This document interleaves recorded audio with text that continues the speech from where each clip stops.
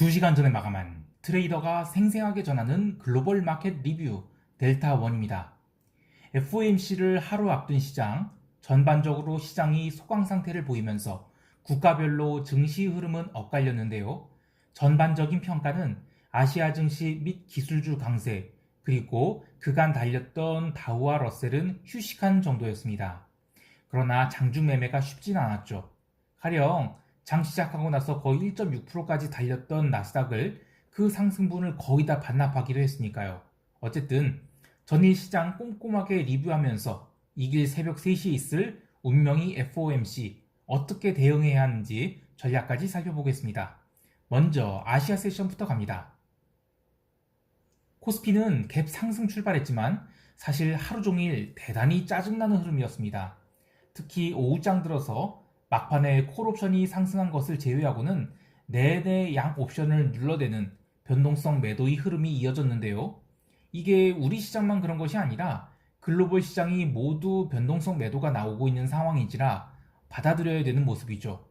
다만 현물 시장에서 초반에 LG화학과 SK이노베이션이 배터리 이슈가 나오면서 시장이 계속 눌렸는데, 재미있는 것은 그런 하락이 나올 것 같으니까 잽싸게 삼성전자와 하이닉스를 양봉을 만들어내면서 어떻게든 변동성이 터지는 것만큼은 막는 모습이었습니다.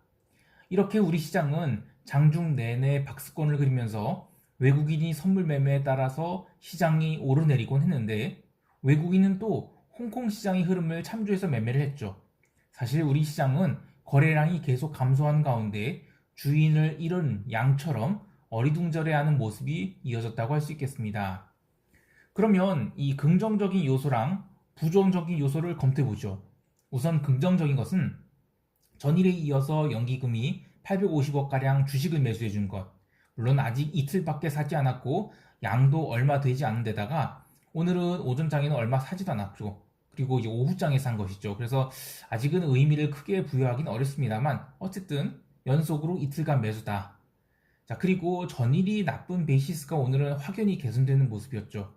따라서 프로그램 차익 매수도 소폭 들어오고 또 비차익 매도도 장중에 1,300억 정도 나왔다가 오후장에 매수가 들어오면서 순매수로 전환됐습니다. 이것도 상당히 긍정적이라고 할 수 있겠습니다.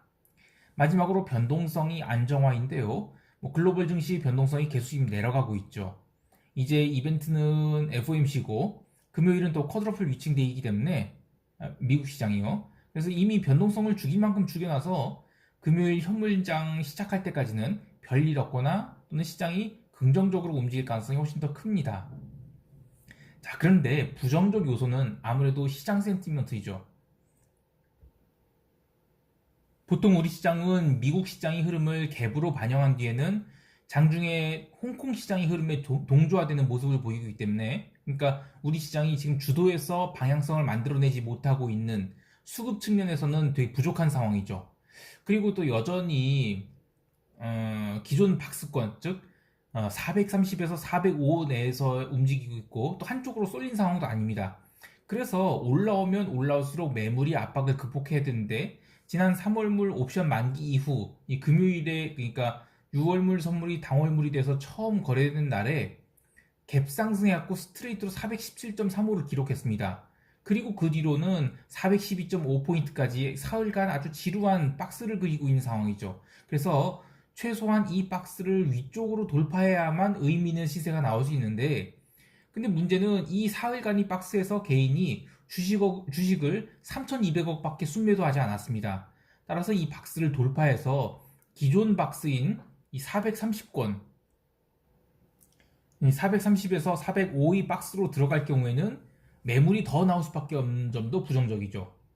마지막으로 이 테일리스크와도 같은 최악의 상황이 나올 수도 있는데, 물론 확률은 낮아 보입니다만 어쨌든 내일 FOMC에서 어떤 트리거가 됐든 채권 시장이 종가까지 밀리고 또 나스닥을 포함해서 증시가 2% 넘는 강한 조정을 보인다면 우리 시장도 순식간에 다시 박스 하단으로 떨어질 수 있습니다. 물론 그러한 조정이 진성 하락이 아닌 어쨌든 또 하나의 어떤 조정이라 할지라도 지금 변동성이 굉장히 적은 상황에서 일시적으로 변동성이 터질 수는 있는 거죠. 그래서 그런 것들을 변동성 매도자들이 과연 허용할 거냐 안 허용할 거냐인데, 만약에 허용하게 된다면 어쩔 수 없이 밀릴 것입니다. 근데 어쨌든 지금까지 흐름을 보면 그래도 시장은 긍정적인 부분들에 집중하는 것 같습니다. 자, 여기까지 하고 이길 대응 전략은 이 영상 말미에 총평대 이야기라고 할게요. 바로 유럽 세션 갑니다.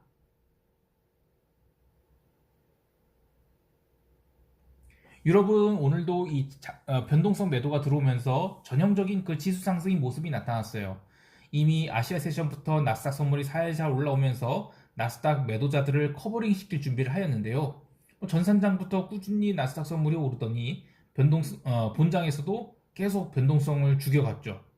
그래서 미국 현물장 초반에 닥스 기준은 14,600 사이 신고가를 기록하면서 나스닥 선물 커버링과 함께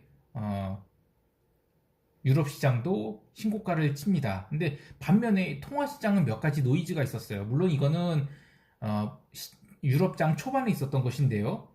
우선 브렉시트 관련해서 영국이 그 아일랜드 수출 관련 임시 규정을 연장하기로 결정하면서 그게 이제 이유가 협정 위반이다라고 하면서 유럽 세션 초반에 파운드가 거의 뭐 스트레이트로 0.6% 가량 급락을 보입니다. 근데 그럼에도 불구하고 영국 증시는 전혀 밀리지 않았어요. 그러니까 글로벌 증시만큼은 지금 FOMC에 초점 맞추고 있는 것이지 뭐 다른 것들은 그냥 다 무시하고 있다는 것입니다. 그리고 방향성은 상승이고 변동성은 매도 중이다라는 것. 그러니까 결국에 시간이 지나면서 파운드의 하락은 점진적으로 다 올라오더니 플러스 마감해버립니다. 그 외에 또 하나 짚고 넘어갈 것은 구리 조정인데 이것은 사실 좋은 얘기는 아니에요. 왜냐면 이게 월요일에 기술적으로 조정이 나오기 적합한 모양이 만들어지면서 오늘 이 상해 금속 거래소의 오후장에 밀리기 시작을 합니다. 그래서 유럽 세션 초반에 이미 마이너스 1.5% 넘는 하락이 나온 상태에서 한참 뭉개다가 미국 세션 들어서 언더슈팅이 나서 마이너스 2%대 하락으로 마감을 하죠. 지난 2월 한 달간 구리가 굉장히 놀라운 상승을 보였는데 오늘이 하락이 내일도 이어진다면 이 주봉상 깨면 안 될 자리를 깨게 되는 거죠. 그러면 그럴 경우에 구리는 기간 조정이 아닌 가격 조정이 가능성도 있게 됩니다. 그래서 그런 거는 또 글로벌 투자 센티먼트에는 좀 부정적인 요소가 되겠습니다.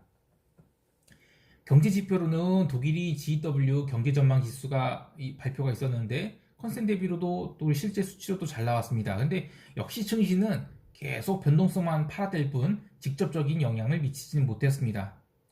그리고 미국 본장 시작 1시간 전에 발표된 미국이 소매 판매 지표는 나쁘게 나왔어요. 근데 그러면서 미국 지수는 잠깐 흔들리기도 했는데 그래도 워낙에 이 변동성 매도가 시장을 꽉 붙들고 있어서 방향성이 나오진 않았고요. 오히려 나스닥 선물 같은 경우에는 그때 잠깐 출렁이 있더니만 계속해서 매수 그 흐름이 더 들어왔습니다. 마찬가지로 이어서 발표된 미국 2월 산업 생산도 컨센서스 대비로는 나쁘게 나왔는데 역시 시장은 계속 밀리면 매수가 들어왔습니다. 자, 여기까지 하고 미국 세션 갑니다.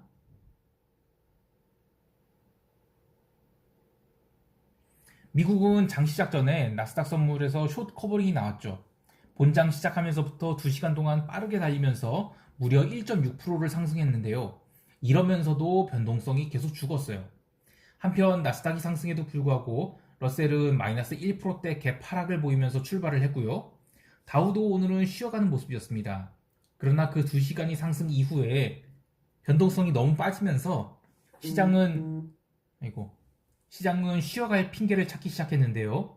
첫 번째로는 이 유럽 세션 마감이 가격을 맞추기 위해서 누르면서 시장이 조정을 받았고 또 조정 이후 자율 반등을 했습니다만 그래도 또 한 번 레벨 다운이 되죠. 그래서 나스닥은 장 초반에 그 1.6%의 상승을 거의 다 반납하고 강보합권까지 내려갑니다.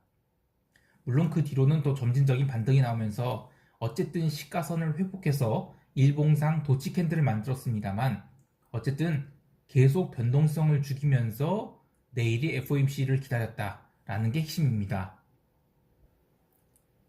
개별 종목 보면 테슬라가 마이너스 4.39% 하락하고 또 금융주가 골고루 조정을 받았고 기름 주식들도 뭐 2%대 하락을 했죠. 근데 이런 종목들 보면 그냥 다우 지수가 눌리고 나스닥은 상승을 이어나간 그런 키 맞추기 모습이었다라고 할 수 있겠습니다.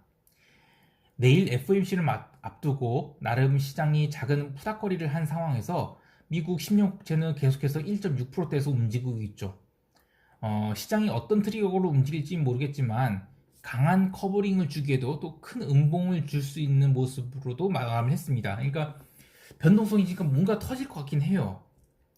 지금 6월물 국채 선물이 거래되고 있는 상황에서 4월물 국채 옵션은 잔존일 대비 지금 과도한 프리미엄이 껴있죠. 근데 이럴 경우에 나올 수 있는 가장 높은 확률 높은 시나리오는 일단 채권이 언더슈팅을 주면서 금리 레벨이 신고가를 갱신하는 모습이 나왔다가 실수요자들이 매수가 됐던 또는 파월이 어떤 뭔가 상황을 수습한 멘트가 됐든 긴 꼬리를 달고 안정을 찾으면서 채권 시장 변동성을 죽이는 게 그런 게 아주 가장 이상적인 그런 흐름인데 뭐 이런 경우에는 일시적으로 주식시장 변동성이 증가할 수 있겠습니다만 기자회견 끝나고 채권시장이 안정을 찾는다면 채권시장 변동성이 감소한다면 증시도 계속해서 신고가 갱신의 흐름을 이어나갈 수 있을 것이라고 봅니다.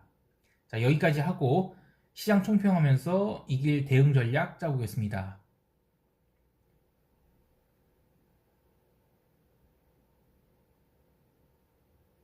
지난주부터 이어져 오는 이 증시가 변동성을 죽이면서 계속 상승하고 또 금리는 추가 상승을 하지 못하고 있지만 전혀 밀리지도 않는 이런 증시와 채권 시장이 따로 돌고 있는 흐름이 오늘 글로벌 시장의 모습이었는데 내일 새벽에 있을 FOMC는 최소한 채권 시장에서만큼은 매수자와 매도자가 가득 쌓아놓은 포지션에 누군가는 위너라는 누군가는 루저라는 레이블을 붙여주는 그런 빅 이벤트가 되겠죠.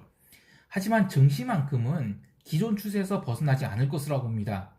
그래도 이 채권 시장이 변동성을 보인다면 일시적으로는 증시도 변동성을 보이겠죠. 따라서 FOMC 회의 결과와 점도표가 공개되는 새벽 3시 이전에는 뭐 당연히 포지션 베팅하지 않는 게 좋겠고요. 새벽 3시 발표 후에 채권 시장의 반응과 30분 뒤에 있을 파웰이 기자회견 중의 반응, 그리고 기자회견을 마친 뒤 반응, 이렇게 세 구간으로 나눠서 시장 대응을 하시면 좋겠습니다. 기본적인 투자 전략은 기존 채권 숏포지션들과 채권 실수요자들이 힘겨루기가 어느 방향으로 쏠리는지를 일단 구간별로 관찰을 해야 됩니다. 근데 뭐 아까 얘기한 대로 가장 이상적인 것은 언더슈팅이 나와야 된다는 거죠. 예, 금리가 폭등한다는 거.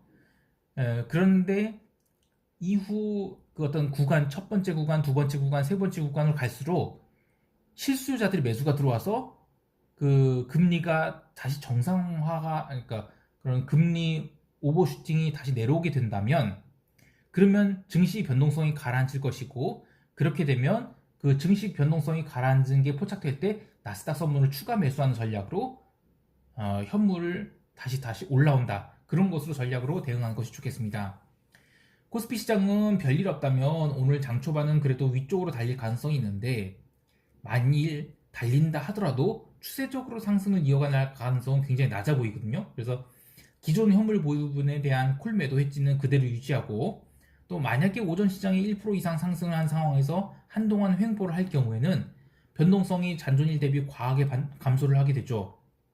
그러면 오후장에 약간의 보험용 풋옵션을 매수해서 아래쪽을 대비하는 것이 좋겠습니다.